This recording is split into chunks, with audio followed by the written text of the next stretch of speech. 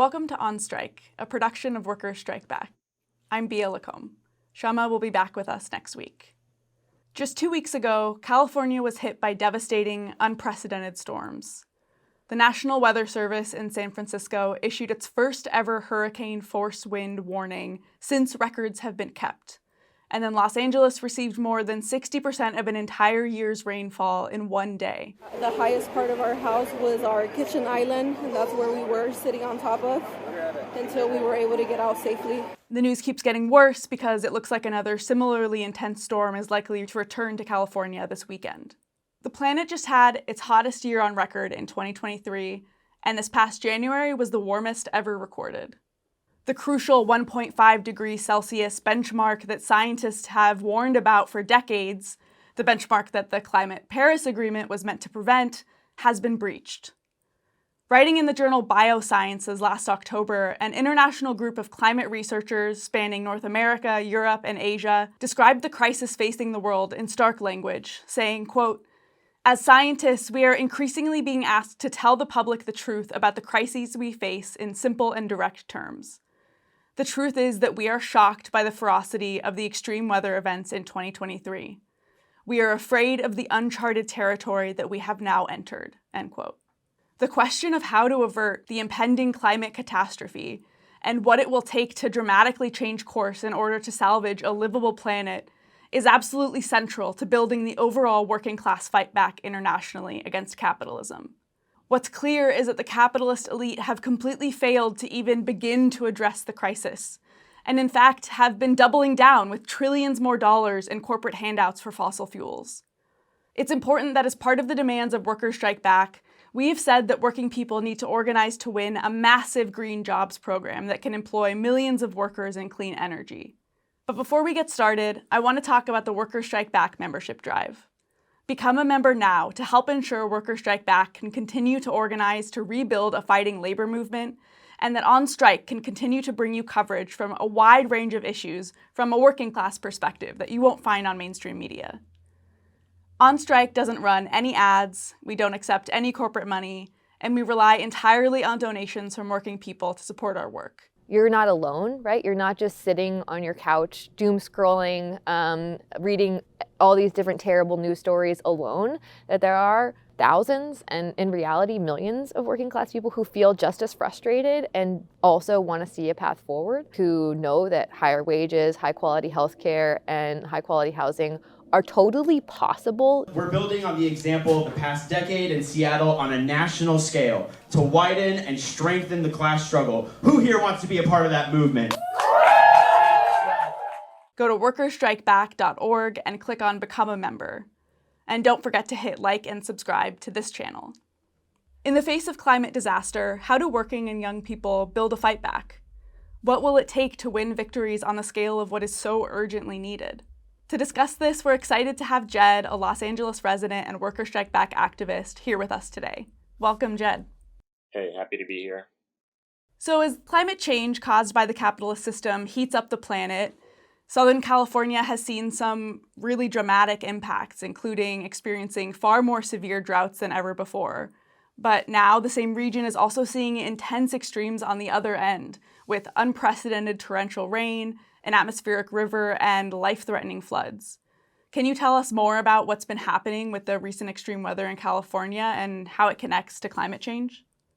Yeah, definitely. So first of all, a warming climate affects water in several key ways, right? Warm air is going to evaporate water. It sucks moisture out of the earth, dries out vegetation. All this leads to drought. And at the same time, warmer temperature means that air can hold more moisture. So this means when moisture does get released, there's more of it. We get more intense downpours, and often that's going to lead to flooding. So the rain and the flooding in California this month was brought by two back-to-back atmospheric rivers known as Pineapple Express events. Atmospheric river, for people who don't know, is a long channel of very concentrated moisture in the atmosphere. In the case of the Pineapple Express, it transports water from the tropics near Hawaii up to higher latitudes on the West Coast. And these things move an enormous quantity of water. I've seen estimates of 27 times the amount of water in the Mississippi River. And when this moisture actually breaks land, hits the mountains on the California coast, it gets pushed upwards that moisture cools and condenses, and all that moisture gets dumped as precipitation. You can think of it kind of like squeezing a sponge. So intense flooding, it doesn't solve the drought problem. We get too much water all at once. The ground gets saturated. It's kind of like overwatering a potted plant. And it's a problem, too, if most of our water for the year comes in just a few intense storms. But climate change is going to make atmospheric rivers continue to become more extreme. And this quick shift from one extreme to another, from drought to flood, sometimes called weather whiplash, this is also likely to increase as the world warms. Scientists are predicting that by the end of the century, Southern California, we could see the frequency between these transitions doubling. Yeah, I mean, it's totally terrifying. And I know that over 800,000 people faced power outages during the storm and in the days afterward. So what's been the response from local governments to mitigate such a disaster? Yeah, it's a good question. They've done some of the standard things that you would expect. I think California, in some ways, sort of prides itself on being used to this kind of weather happening, right? So Governor Newsom mobilized 8,300 personnel, what they call emergency response assets, responding to floods, landslides, dangerous roads. They put a few million sandbags out, prepared some food and shelter for people who will be displaced. But right at the end of the day, this is all kind of 11th hour, last minute preparation, right? What are the longer term, more systemic preparations they could be making? It's kind of all you can do when you have, like you're talking about these power outages, right? Pacific Gas and Electric, it's a for-profit utility company. They haven't put in the investment that they need to weatherproof the grid, right? PG&E has for a long time been notorious for maintaining their equipment poorly, prioritizing shareholder profit over people's safety. And it's been understood for a long time that undergrounding power lines would help avoid these kinds of power knockouts and fires. And this year, they're actually going to, they're planning on passing that cost off to consumers in a big way. Just months ago, the California Public Utilities Commission approved a rate hike. It'll amount to probably hundreds per year per consumer for $13.5 billion in undergrounding funds, right, to put these lines underground. Just for reference, the company made $18 billion last year. They made over $16 billion the year before, over $16 billion the year before that. So the money's there. And yeah, a for-profit utility company is just cutting corners and planning to pass the costs off to consumers for the things that they should be taking responsibility for. Yeah, absolutely. It's, in crises like this, it's somehow always working and poor people who have to foot the bill. And I mean, that brings me to something else I wanted to ask you, which is that, there were reports of even the wealthiest neighborhoods of Los Angeles being affected by mudslides. But we know that rich people can easily take off to a vacation home or get away to a fancy hotel when something like this happens. What's, besides having to, deal with power outages and then having to, foot the bill for what's going to happen with these electric companies, what's the reality of a storm like this for regular working people? Well, rain or shine, most working people have to physically go to work. In California, Southern California especially, lots of people drive to work. They're risking getting into accidents during this kind of weather, getting stuck in flooded areas. And this is, while the authorities are advising people to actually stay home, lots of people can't do that. And if we look at the LA school district, for instance, it was largely open. Only 2 schools were actually closed on the Monday of the rainstorm. And, for anyone taking public transit, certainly they're also seriously at risk. Massive transit delays, things like that. At home, like you said, power got knocked out for lots of people.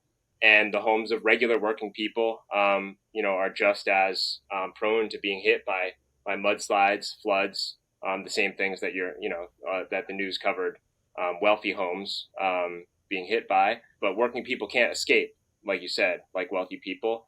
And when they need to make repairs to those homes, they often don't have the money to do that. And I know with a lot of these disasters, there's been, news coverage of people, even when you have homeowners insurance that should cover these kinds of things, there are ways that the insurance companies can sort of basically wiggle out of it, or it turns out you didn't actually have the specific kind of coverage that you needed for this. So in so many of these crises, working people are left with, probably a house that's unlivable and then no money or going into insane debt to try to fix things. or having to like leave the area altogether. And I mean, it's shocking that schools weren't even closed, what you were just saying. I mean, I didn't even hear about that. But yeah, it sounds like overall just a really harrowing experience. And then, of course, there's more set to come in the coming days. Stepping back a little bit, part of the explanation for these really drastic weather patterns is the natural weather phenomenon known as El Nino. There's been a lot of focus on that in the corporate media. They're even talking about a super El Nino. Areas in the northern United States and Canada become drier and warmer. Central America is hit by drought. And intense tropical storms also become much more likely on the west coast of the Americas. But isn't it the case that El Nino and these kind of weather patterns are only exacerbating what's really behind this, which is the climate crisis? Yeah, well, El Nino is a recurring phenomenon. It comes every something between 2 and 7 years. It's not a regular pattern. But one of the results of El Nino is warmer sea surface temperatures in the Eastern Pacific, which is where this atmospheric river flows through. So certainly that's going to contribute more moisture to the atmospheric river. It's going to cause more rainfall. But you're right, the long-term trend underlying this whole El Nino La Nina cycle is the steadily increasing temperature caused by global warming. So, corporate media may sometimes put an emphasis on El Nino as the cause or the key cause to diminish the urgency of addressing global warming. But if we look, 5, 10, 15 years from now, regardless of where we are in the El Nino cycle, average temperature is going up. That's going to cause our atmospheric rivers to become more and more intense. And until global warming is reversed, that's just a guarantee. Well, and a hemisphere away, right, in another place known for temperate weather, massive wildfires have engulfed the country of Chile and killed more than 120 people. And this has also been tied to the El Nino phenomenon, but of course, underlying it is the warming climate. Around the world, disasters like these are worsening. Can you talk about the range of impacts that are going to be faced by really billions of ordinary people unless some drastic solutions are put in place? Sure. I mean, floods and droughts are not all. They'll be widespread, but there's much more. As regions dry out, we're going to see increased wildfire risk. And in recent years, we've had massive fires across the world, from dry places like the Western U.S. to the Amazon, Eastern Canada, which, last year it enveloped the whole Northeast in smoke. We can expect more and more heat waves, including in regions of the world that are typically cooler, like Northern Europe. Hotter parts of the world can become more and more uninhabitable for big parts of the year. And, if we look at the implications of all this weather on water and food for people, increased drought can lead to famine, can lead to the depletion of fresh water supply. And all of this means that millions of people are likely going to be displaced, and we're going to see more and more migration as a result of climate impacts. So we've talked about, many dimensions of the climate crisis, but of course the billion-dollar question is what needs to be done to prevent all of these horrific disasters that, you just laid out. First, can you tell us more about the monumental failure of the political establishment and capitalism itself in even beginning to address the crisis?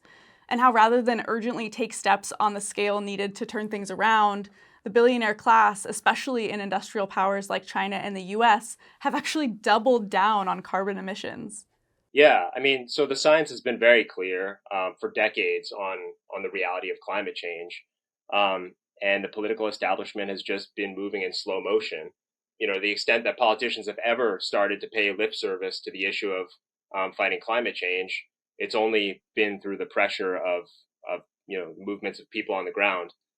And this sluggishness, it's linked directly to, it's resistance. It's linked directly to the power of the fossil fuel industry and the needs of the capitalist class as a whole to continue business as usual so that they can keep raking in profits. The US and China, they both have substantial reserves of fossil fuels located domestically that they fully intend to use. And especially now as the inter-imperialist rivalry between these two powers heats up, they're going to use the rhetoric of national security and self-reliance to justify the expansion of oil drilling and coal plants. What needs to be done to change things? We often hear from political pundits that the real problem is the ordinary people don't get it, that they just don't see the urgency of the climate threat. Do you think that's true, that there's a lack of understanding or desire by working people to fight against climate change? And if not, then what do you think is really needed in order to force capitalist governments to change course? Yeah, no, I think working people totally understand the urgency of the climate threat. Right, we're living it every year. These heat waves, cold snaps, droughts, hurricanes, all of this extreme weather that we've been talking about. People understand that this stuff is getting worse, right? Like if we look at the population as a whole, almost 200 million people a year are affected by extreme weather, and more than half the world's population is at risk at any time. And it's not just weather, right? The health conditions that lots of working people face living in congested cities, living near fossil fuel plants. These are all things people are very aware of.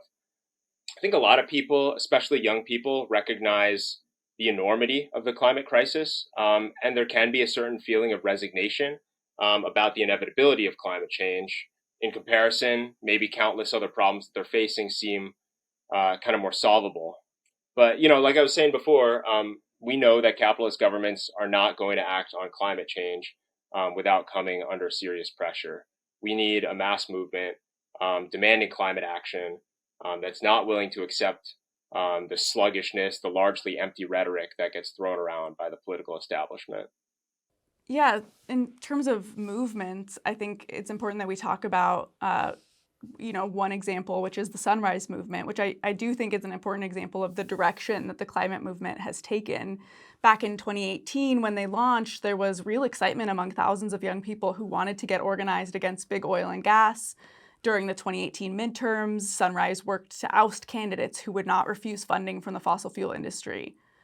Fast forward just a couple of years, and on their website, they say, quote, Sunrise helped ensure that climate would be a winning issue for Biden by deploying money, volunteers, and resources to have a major impact on youth turnout, including contacting more than 4 million potential voters on Biden's behalf across 8 swing states ahead of the general election, end quote.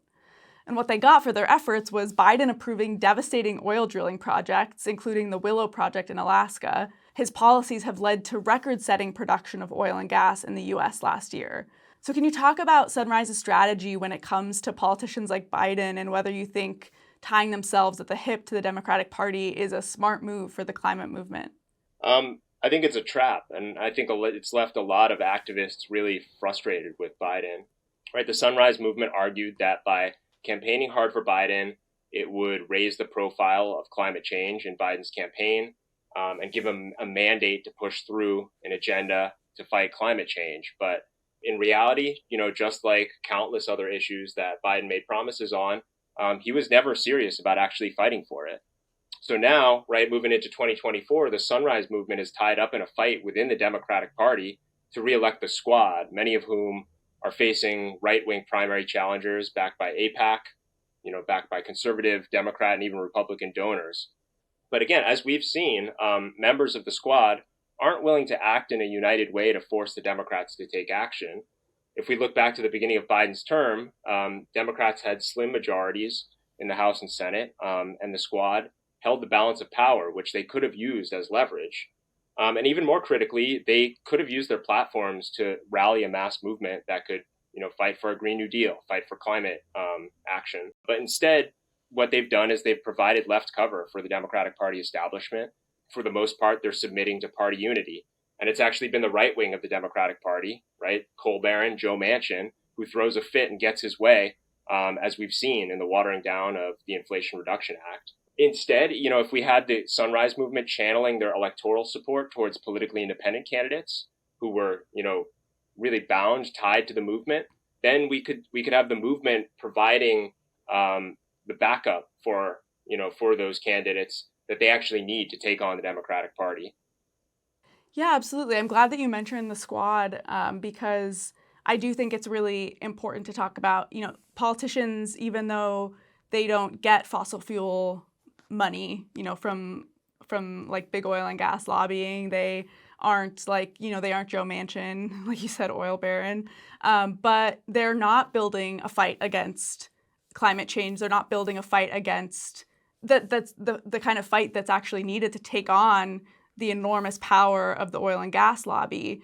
And so it is a problem when they're so tied to the Democratic Party, and then because of conforming to what the party leadership is demanding, they don't build the kind of mass movements you're talking about. They don't, I mean, I can't remember the last time AOC tweeted about a Green New Deal. It seems like that has basically, died. And so it's also a huge problem for the climate movement to be tied to politicians who won't put up the necessary fight. And so, yeah, I'm glad that you mentioned that. And I also wanted to talk about a different kind of approach that some environmental groups like Just Stop Oil have used. Things like defacing famous paintings and buildings with orange paint to bring attention to the need for climate action. Do you think that these are effective tactics, and what's the impact of them?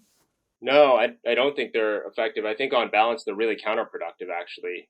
Right? The intent of these tactics is to shock, it's to dramatize, to capture media attention at all costs. But frankly, it's not true that any press is good press. If we accept that it's going to take a truly mass movement to force action on climate change, which is what I would argue, then if we look at these types of tactics are often individual, small group actions that isolate themselves from a broader movement. And they can be so, extreme that they actually push people away who actually do care about climate change. And I think, another thing is that they can send the message to people who maybe could have been activists, that this is what you need to do to be an activist, to be a part of making change. And most people are not prepared to do those things right now, right? So I think shifting a little bit to talking about what should the role of the working class be in avoiding climate catastrophe? Right, the working class has an enormous role to play in avoiding climate disaster. In fact, I'd say the decisive role. The only people who benefit from climate change at the end of the day are the bosses, the fat cats who are in charge of companies that make profit from pulling oil and gas out of the ground, but also companies that ignore climate impact in other ways, right? They transport products to different places around the world because it costs them less for people to, assemble things in one place. And so, while the bosses benefit from climate change, the rest of us lose. And so it's totally natural that the working class as a whole should band together and fight for a complete retooling of our energy system. And the working class has the power to grind production to a halt. This is the biggest leverage that we have over the bosses and the political establishment who serve them. And I think a mass strike by the working class, a mass climate strike, is an outcome that the bosses fear even more than global warming itself. So it really seems like what's plaguing the climate movement right now is, tactical questions are very important, but really there are these deeper political questions underlying some of the problems that we're seeing. And, you were talking about politicians, and we were talking about the movement being tied to the Democratic Party. So I want to ask what you think about, we talk a lot on Strike about the need for a new party for working people, and what you think a new party could bring to the fight for, real meaningful changes to the energy system, to society that would actually address climate change. Yeah, well, I think a new party, a working class party, would be able to refuse any connections to the fossil fuel industry, but also any connections to corporate interests in general, which do have an interest in cutting corners on climate at the end of the day. I think also a new party could base itself in the strength of a movement. That's gonna be what makes change at the end of the day. When we look at the Democratic Party, they're completely afraid of any mass action being taken, by movements in the streets, by the working class. In a new party that actually used its position to encourage mass movements, to encourage strike action, to build for climate demands within the unions. This would be something that the political establishment, the Democratic Party, would never do, and that's the type of action that we actually need to achieve change, and to push back against climate change. Yeah, absolutely. I think having politicians who are actually accountable to the movement's demands, and using their platforms, like you said, to call mass rallies and to push through, to use leverage to push through legislation. And so these are things that could certainly make steps forward in terms of our addressing climate change. But, it's common knowledge now that we don't have time. We don't have much time at all to halt and potentially even start to reverse global warming if we want to prevent even more horrific disasters down the line with, entire areas becoming completely unlivable. Do you think that the necessary changes to halt climate change can be achieved under the capitalist system? No, I don't think so. Right, as we've said, under capitalism, it's taken decades for the political establishment to even recognize that a transition away from fossil fuels is necessary. And again, that's because of the power of the fossil fuel industry. Today, oil and gas are still expanding. But to reverse global warming, we're going to need rapid, like really rapid expansion of clean energy production. We're going to need a power distribution system that can accommodate intermittent power production like wind and solar. We're going to need to expand public transit to seriously cut down on our dependence on personal vehicles. We're going to need to drastically change supply chains. And when we look at this whole set of all the changes that need to happen, it's not profitable. Market logic is not going to make this happen. So we actually need to remove the obstacle of profit-driven production and a profit-driven economy, because that's what it is. It's an obstacle. We're going to need an economy that's not based on the prioritization of profit, but is based on planning for human need and planning for sustainability. And I think as a first step, we can say that's going to mean taking companies into public ownership, because so long as they're beholden to private shareholders, they're going to have to keep prioritizing profit. But if we take those things into democratic public ownership, they can be run for the needs of people without considering the needs of just a small number of shareholders. Yeah, can you talk a little bit more about what you mean by democratic public ownership of the fossil fuel industry? Yeah, sure. So we can't control what we don't own, right? So long as the fossil fuel companies are in private hands, they have the ability to keep on drilling, to keep on pulling fossil fuels out of the ground. If we took those things into public ownership, we could put a stop to that. And then, yeah, of course, be able to then retool for clean energy to have a transition that is workable for the vast majority of the population to use the kind of the clean energy technology that already exists that we could rapidly scale up. That I assume would be part of that whole plan. Yeah, absolutely. I mean, a lot of that right now is not profitable, and so we're not going to see companies really pursuing that. When their short-term interests are to make as much money as they can. So by taking that into public ownership, we can develop that technology further. We can scale it up, and not worry about how much money it is or isn't making. So, just my last question, I wanted to ask you to go back a little bit to the question of the climate movement. So it's clear that the climate movement needs to tie itself to working class movements and methods of working class struggle. What do you think that that looks like today?